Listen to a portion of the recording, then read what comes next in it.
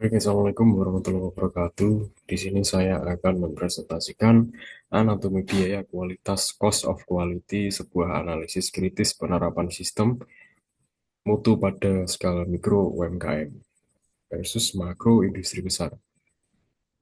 Yaitu nama saya Ridho Arif Prayoga dengan NIM 2024050202180. Dan hari ini saya akan mempresentasikan hasil analisis kritis mengenai penerapan biaya kualitas atau cost of quality berdasarkan tren penelitian industri terbaru. Analisis ini memfokuskan pada dua jurnal studi kasus yang berbeda, yaitu sektor usaha kecil UMKM rumah buah dan sektor industri besar PT Madu Baru PG Madu Kismo. Tujuan utamanya adalah untuk memahami bagaimana pengolahan biaya kualitas berdampak pada efisiensi operasional dan keberlangsungan usaha.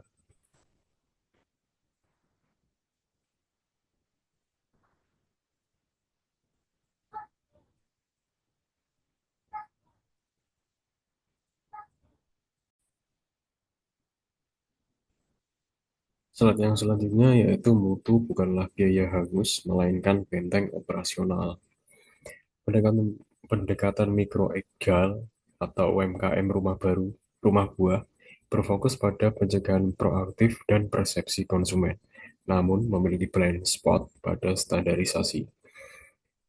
Lalu pada pendekatan makro statistik PG Madukismo, dengan mengandalkan presisi mesin dan inspeksi data, namun rentan terhadap kelalaian manusia.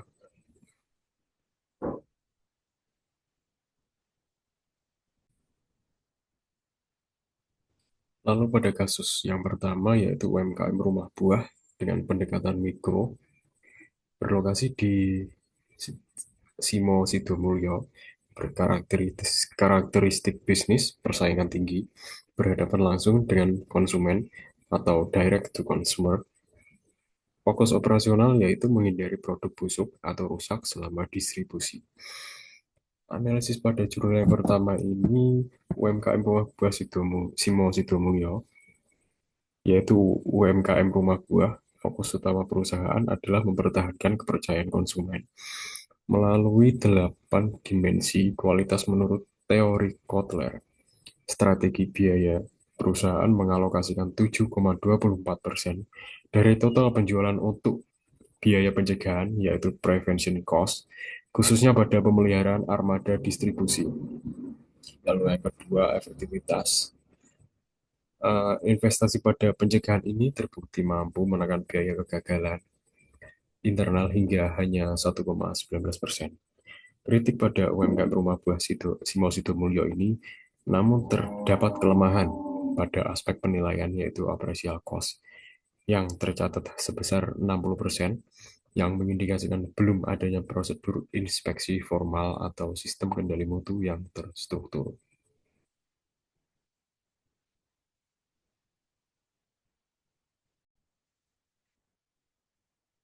Lalu pada kasus yang kedua, yaitu pada PT Madu Baru PG Madu Kismo, sektor manufaktur gula berskala besar, karakteristik bisnis, volume tinggi, permesinan kompleks, jam operasional ketat, fokus operasional, konsistensi output produksi, dan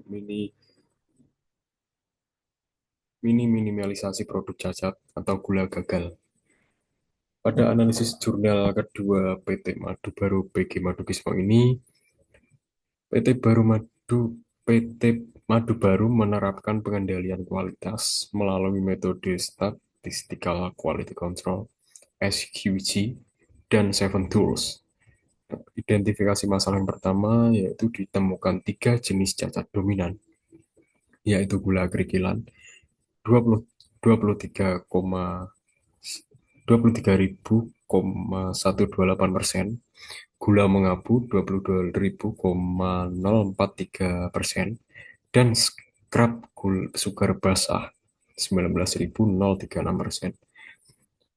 Analisis kausalitas melalui diagram Fishbone teridentifikasi bahwa Faktor kelalaian manusia dan kurangnya pengawasan operasional menjadi penyebab utama kecacatan produk. Yang ketiga ada dampak finansial. Pada periode Oktober 2022, pengurangan biaya pengendalian sebesar 1,021% justru memicu kenaikan biaya kegagalan sebesar 6,01%. Hal ini membuktikan bahwa pengurangan biaya pencegahan seringkali bersifat kontraproduktif terhadap profitabilitas.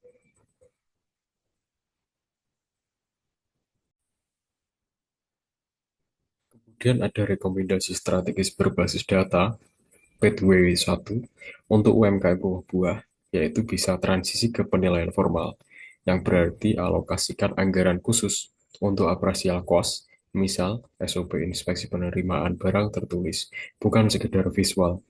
Lalu standarisasi pemasok, buat parameter pasti untuk menyeleksi supplier, mengurangi beban report internal. Lalu ada Pathway 2 untuk PG Madukismo. Yang pertama ada intervensi ergonomi atau fasilitas. Pasang alat pengingat otomatis atau sirine pabrik di stasiun kerja krusial agar pekerja tidak meninggalkan mesin. Lalu ada reinvestasi budaya mutu. Kembalikan anggaran pelatihan pencegahan. Potong biaya ini bukan efisiensi, melainkan sabotase operasional. Kesimpulan kesimpulan pada presentasi kali ini yaitu mutu sebagai DNA perusahaan. Keseimbangan cost of quality atau pencegahan dan penilaian plus penilaian adalah kunci utama untuk memusnahkan biaya kegagalan. Yang kedua, skala bisnis menentukan metode, namun tidak mengubah hukum dasar. Mencegah cacat selalu lebih murah daripada memperbaikinya. Sebagai kesimpulan, pengolahan biaya kualitas yang seimbang antara biaya pencegahan dan biaya penilaian sangat krusial dalam meminimalisir biaya kegagalan. Menghemat pada biaya pencegahan seringkali menjadi langkah yang tidak efisien karena mengakibatkan kerugian yang jauh lebih besar pada tahap akhir produksi. Saya kira cukup untuk presentasi kali ini. Terima kasih atas perhatiannya. Mohon maaf apabila ada kekurangan kata dan kekurangan dalam penjelasan saya. Saya ucapkan mohon maaf yang sebesar-besarnya.